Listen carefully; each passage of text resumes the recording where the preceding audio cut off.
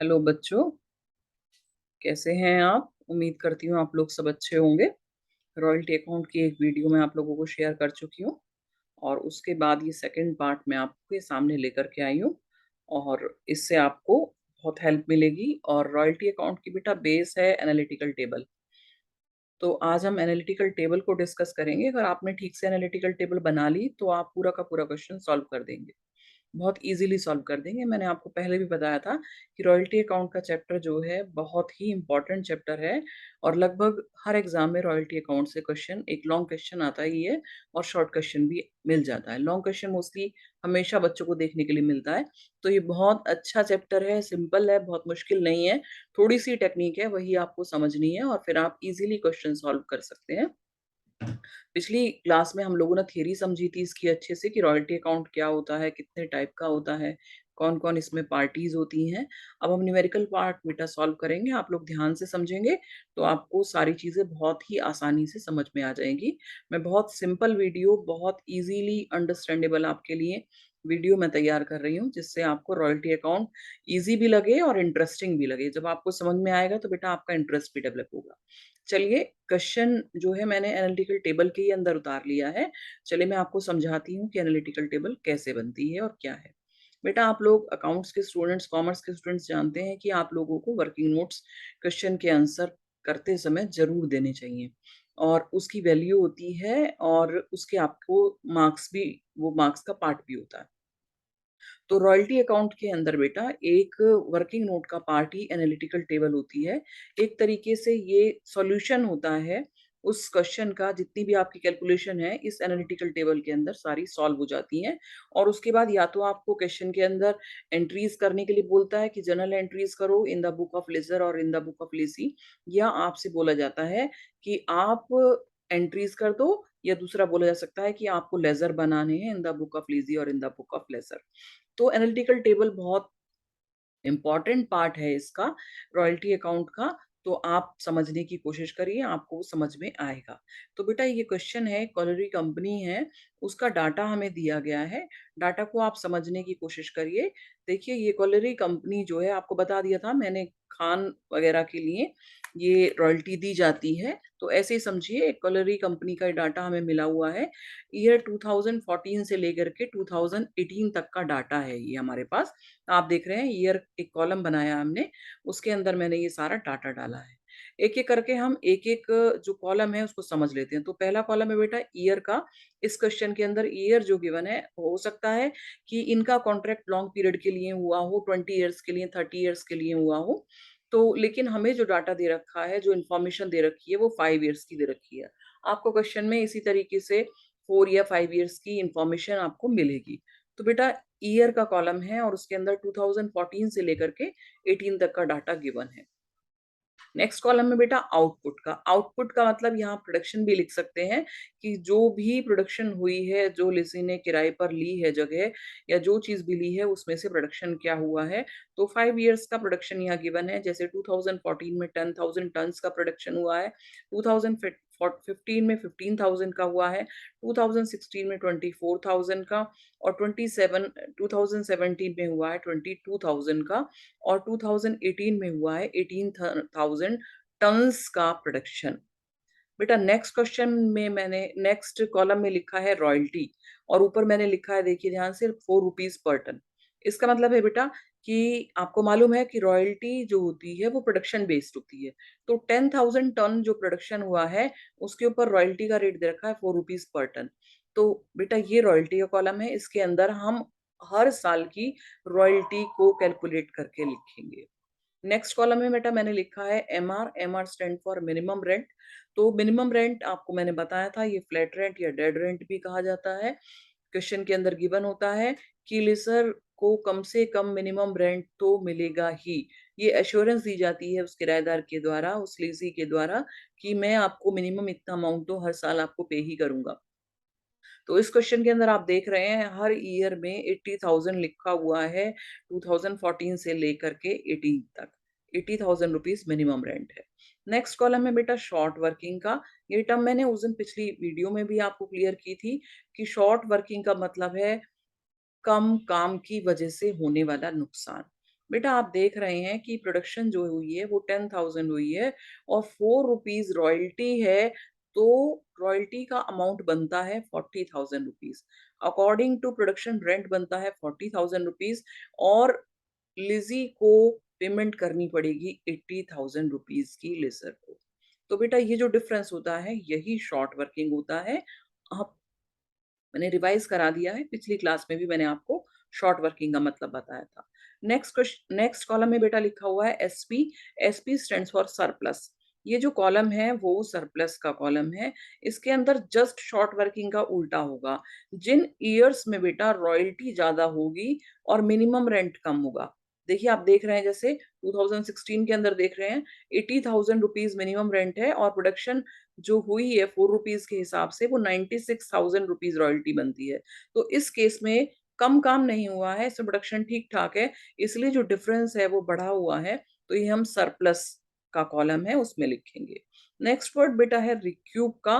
रिक्यूब का मतलब फिर से आपको रिवाइज़ करा देती हूँ। रिक्यूब का मतलब होता है एक तरीके से एडजस्टमेंट करना पिछले लॉसेस की। जो लॉसेस लेज़ी को हुए हैं कम प्रोडक्शन की वजह से, जो शॉर्ट वर्किंग आई हैं, उन लॉसेस को एडजस्ट करने का राइट कई बार लेज़र दे देता है लेज़ी को कि आप अपने पुराने लॉसेस को जब मेरी रॉयल्टी ज़्यादा होगी, तो आप उन ईयर में एडजस्ट कर लेना। इस राइट को बोलते हैं बेटा रिक्यूपमेंट right, adjustment of the losses in the past years. अब बेटा नेक्स्ट कॉलम है पेमेंट का। इस कॉलम में आप अनरिक्यूब्ड शॉर्ट वर्किंग भी लिख सकते हैं या पी&एल भी लिख सकते हैं। एक्चुअली होता क्या है बेटा, जिस शॉर्ट वर्किंग को हम एडजस्ट नहीं कर पाते हैं, वो एक अल्टीमेट लॉस होता है लेसी के लिए, क्योंकि वो उस लॉस की भरपाई नहीं कर सकता। तो जिस लॉस की भरपाई नहीं हो सकती, या दूसरे वर्ड्स में हम कह सकते हैं कि जो शॉर्ट वर्किंग रिक्यूप नहीं हुई है, उसे अल्टीमेट लॉस माना जाता है और उसे एंड में जब कंफर्म हो गया है कि अब शॉर्ट वर्किंग का रिक्रूटमेंट का पीरियड एंड हो गया है, तो उसे हम प्रॉफिट एंड लॉस अकाउंट में डाल देते हैं। उससे नेक्स्ट कॉलम आप बेटा देख रहे हैं, कॉलम है पेमेंट का। इसके अंदर आप वो अमाउंट लिखेंगे जो लेसर को पेमेंट की गई हैं हर ईयर में। हर ईयर में जितनी भी पेमेंट की जाएंगी वो इस पेमेंट वाले कॉलम में लिखी जाएंगी।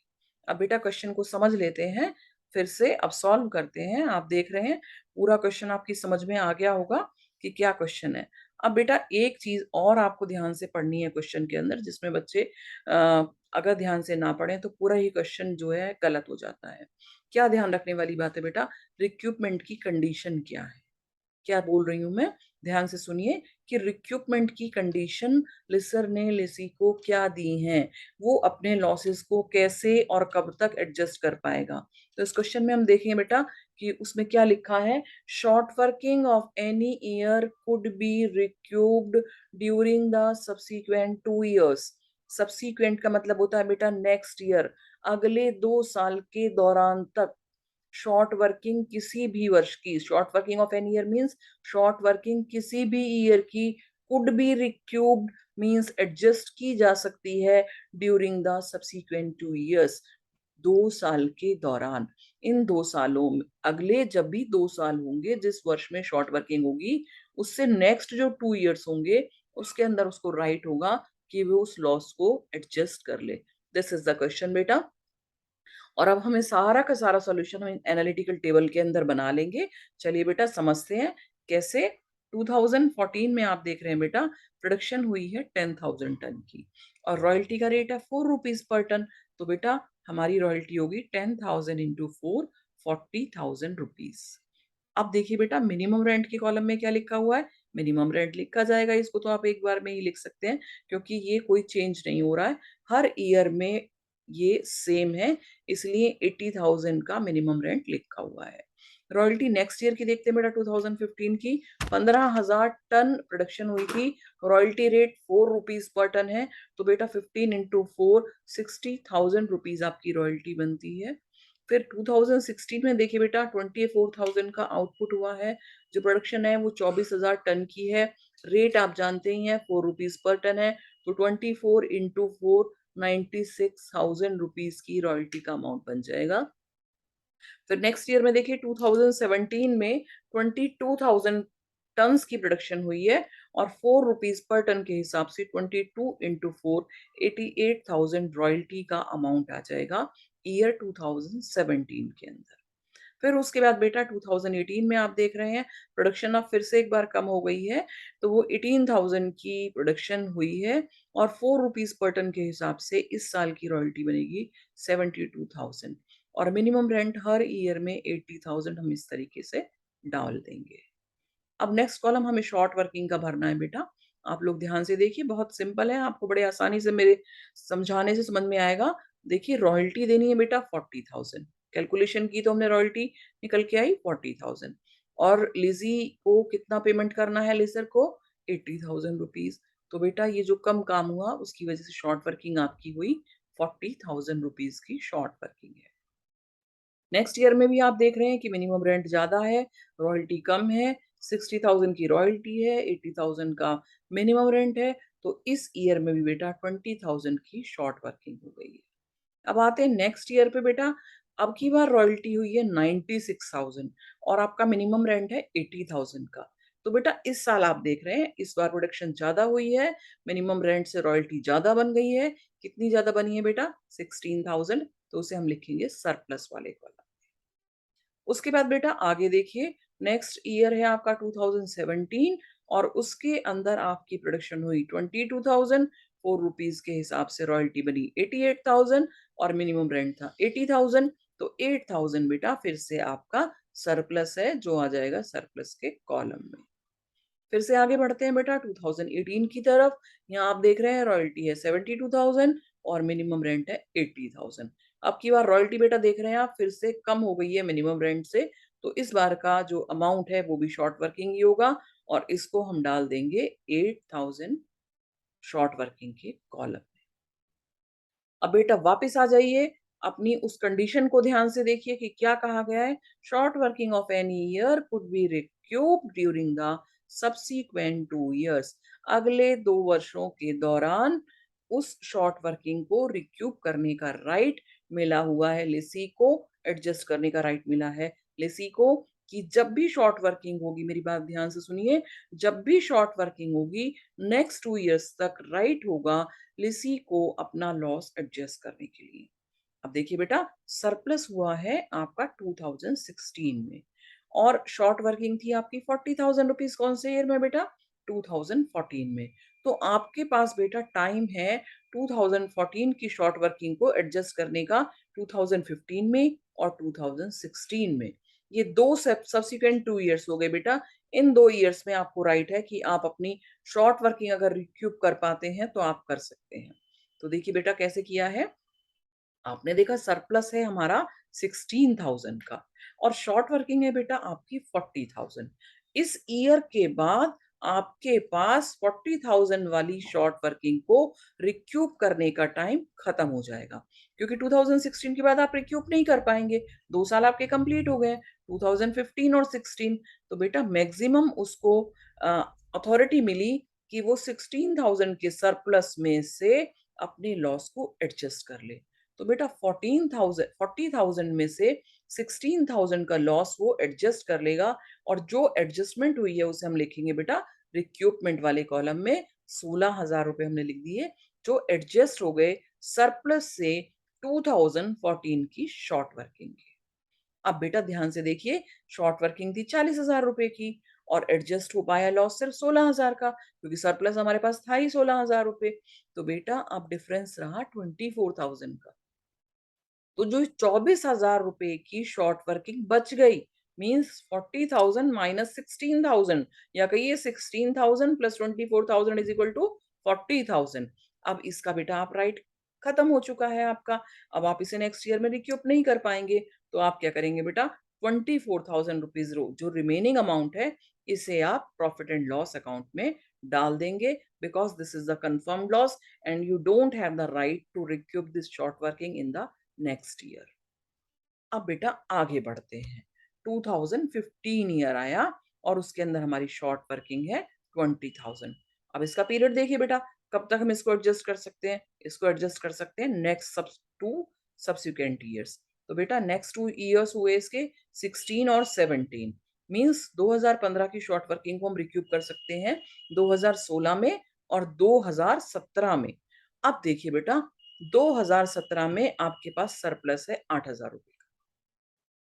अब यहाँ देखिए, मैंने इसको एरो इसलिए लगाया है कि ये वाली शॉर्ट वर्किंग है 20,000 वाली, और इस शॉर्ट वर्किंग को आप 2017 में क्योंकि सरप्लस है, तो उससे एडजस्ट करने की कोशिश करेंगे। अब आपके पास बेटा मैक्सिमम है ही 8,000 रुपए, तो आप अपना लॉस मात्र 8,000 रुपए तक ही एडजस्ट कर पाएंगे, क्योंकि अब टाइम तो ओवर हो गया, 2017 आ गया, और 2016 और 17 तक आपको राइट मिला था कि आप कवर अप कर लें। तो आपको राइट मिला 2017 तक का, और अमाउंट मिला 8,000 रुपीज। तो 20,000 रुपए की शॉर्ट वर्किंग में से आप 8,000 रुपए एडजस्ट कर लेंगे, जो आप रिक्रूटमेंट में डाल देंगे, और बाकी जो बेटा 12,000 रुपए बचे, 20 में से 8 एडजस्ट हुए, तो बेटा बचे कितने? 12,000 रुपए। अब ये नेक्स्ट ईयर में आप एडजस्ट नहीं कर पाएंगे, because time is over. That's why you have to write this amount in the P&L account, because this is a confirmed loss. You don't have the right to recoup the short working in the next year. मेरे हिसाब से बेटा आपको समझ में आ रहा होगा, बड़े आराम से मैं आपको समझा रही हूँ कि आपको धीरे धीरे सब कुछ समझ में आ जाए, सारे कॉन्सेप्ट आपके क्लियर हो जाएंगे आप ध्यान से सुनेंगे तो। बेटा नेक्स्ट ईयर आया है 2018। अब आप देख रहे हैं इस ईयर में शॉर्ट वर्किंग हुई 72,000 और मिनिमम रेंट है 80,000।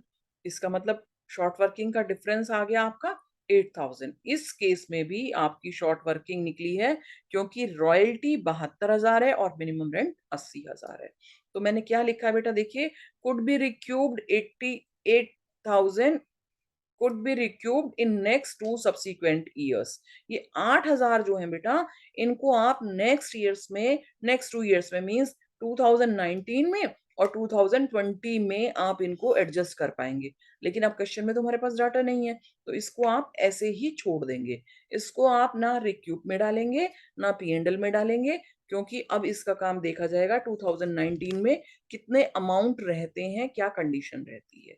तो इसको बेटा ऐसे ही शॉर्ट वर्किंग के कॉलम में पड़ा रहने देंगे। अब नेक्स्ट कॉलम आप देख रहे हैं बेटा, ये है पेमेंट का कॉलम। इसको भी ध्यान से समझ लीजिए क्या है ये। बेटा फर्स्ट ईयर में देखिए, रॉयल्टी 40,000, मिनिमम रेंट 80,000। आप लोगों को बड़े आराम से क्लियर है ये वाली बात कि उसको मिनिमम रेंट तो देना ही पड़ेगा। तो बेटा यहाँ पर 80,000 तो देना ही पड़ेगा, इसलिए पेमेंट वाले कॉलम में आप लिखेंगे 80,000 रुपए। अब अगले ईयर में देखिए 2015 में शॉर्ट वर्किंग है, रॉयल्टी है आपकी 60,000, मिनिमम रेंट है 80,000। तो फिर से उसको 80,000 ही मिलेंगे, क्योंकि मिनिमम रेंट ही मिलेगा। अब आते हैं नेक्स्ट ईयर पे बेटा। यहाँ देखिए रॉयल्टी थी 96,000। इस ईयर में लीजर को 96,000 मिल सकते थे, परंतु उसने आपको एक राइट दे दिया कि आपका जो पिछला लॉस है उसे आप 2 साल तक एडजस्ट कर सकते हैं। तो ये जो 16,000 रुपए अब की बार आपको मिनिमम रेंट से ज्यादा मिल रहे थे, आपने इस अपॉर्चुनिटी को दे दिया लिसी को कि आप मुझे कम पैसे दे देना और आप मुझे मिनिमम रेंट ही दे देना, आप अपना लॉस एडजस्ट कर। तो बेटा ये 16,000 जो एक्सेस बने थे सरप्लस के, वो नहीं लेगा, और वो 80,000 ही रुपीज लेसर ले लेगा। अब नेक्स्ट ईयर में आइए, यहाँ पर रॉयल्टी है बेटा 88,000 और मिनिमम रेंट है 80,000। तो इस ईयर में भी बेटा लेसर को 88,000 मिल सकते थे, लेकिन क्योंकि उसने ऑप्शन दे रखा है कि आप अपने लॉस को एडजस्ट कर लो, और लॉस ऑलरेडी हमारे पास पड़े हैं, 20,000 का लॉस है उसके पास लीजी के, और उसको टाइम भी है 2017 तक का, तो वो 8,000 रुपए काट लेगा, 8,000 रुपए शॉर्ट वर्किंग के एडजस्ट करा देगा, और फिर से लेसर को मिलेंगे 80,000 रुपीज। अब नेक्स्ट ईयर में और देख लीजिए बेटा, लास्ट ईयर है, यहाँ पर शॉर्ट वर्किंग रॉयल्टी है आपकी 72,000 रुपए और मिनिमम रेंट है 80,000। तो पहले की तरह से फिर से शॉर्ट वर्किंग है, तो लेसर को इस कंडीशन में भी 80,000 रुपीज ही मिलेंगे। हमने पेमेंट वाले कॉलम में डाल रखे हैं 80,000 रुपए। तो बेटा ये था क्वेश्चन, और मेरे ख्याल से आप लोगों को समझ में आ गया होगा। मैंने इसलिए वीडियो बनाई कि अगर आप शॉर्ट वर्किंग ये एनालिटिकल टेबल बना लेते हैं बेटा, तो आपको कोई भी प्रॉब्लम नहीं होगी। जो आपको मैंने ऊपर वर्ड्स लिखे हैं एमआर, वो मैंने आपको क्लियर कर दिया था, फिर से यहाँ मैंने मेंशन किया है। MR represent to minimum rent, SW मैंने लिखा था तो वो शॉर्ट वर्किंग के लिए हैं और एसपी वर्ड जो है वो सरप्लस के लिए हैं और जो पी एंड एल वर्ड मैंने यूज़ किया है वो है शॉर्ट वर्किंग नॉट रिक्यूब्ड। जिस शॉर्ट वर्किंग को हम रिक्यूब नहीं कर पाए थे और फाइनली ये कंफर्म हो गया था कि ये लॉस है, ये पी एंड एल का अकाउंट हमने इसलिए बनाया था। जो कंफर्म लॉस है उसको हमने इस कॉलम के अंदर डाल दिया था और जो हर साल प्रॉफिट एंड लॉस में ट्रांसफर हो जाएगा अनरिक्यूब्ड वाला अमाउंट। मेरे हिसाब से बेटा आपको एनालिटिकल टेबल बनानी आ गई होगी और एनालिटिकल टेबल बनाने के बाद कोई प्रॉब्लम नहीं होगी बेटा। आपको जस्ट एंट्री करनी है और एंट्रीज में अमाउंट कितने कितने रहेंगे वो सारे के सारे आप यहाँ से इजीली डाल सकते हैं। आप लोगों को मैंने एंट्रीज बता रखी हैं। एंट्रीज आप जानते हैं। शॉर्ट वर्किंग वाले केस में आप लोग एंट्री करते हैं royalty account debit, short working account debit to lessor. तो रॉयल्टी अकाउंट डेबिट के लिए आपके पास अमाउंट है 40,000, शॉर्ट वर्किंग के लिए आपके पास अमाउंट है 40,000। तो royalty account debit, short working account debit to lessor, lessor में कितना जोड़ोगे बेटा, कितना देना है, 80,000 देना है। नेक्स्ट एंट्री आप करते हैं लिसर अकाउंट डेबिट टू बैंक। तो लिसर में 80,000 देने थे, पेमेंट के कॉलम में आपने डाल रखा है 80,000, तो बैंक वाले कॉलम में भी कैसे डाल देंगे, 80,000। तो बेटा इस एनालिटिकल टेबल की हेल्प से इस तरह से आप सारा अमाउंट यहाँ से कैलकुलेट किया हुआ है यहाँ से लेंगे और अपनी एंट्रीज के अंदर पुट कर देंगे। मैं एक्सपेक्ट करती हूँ कि आपको समझ में आया होगा।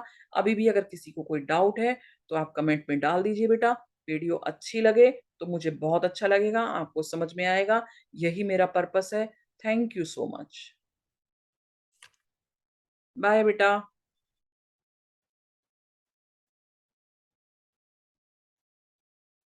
मेरी कोशिश है कि आप लोग अकाउंटिंग को एक जस्ट बोरिंग सब्जेक्ट ना लेकर के इंटरेस्टिंग सब्जेक्ट बना लें, क्योंकि जब आपको समझ में आएगा बेटा तो आप उस चीज को एंजॉय करेंगे। मेरी यही एफर्ट है कि आप अकाउंटिंग को एंजॉय करें। Thank you so much.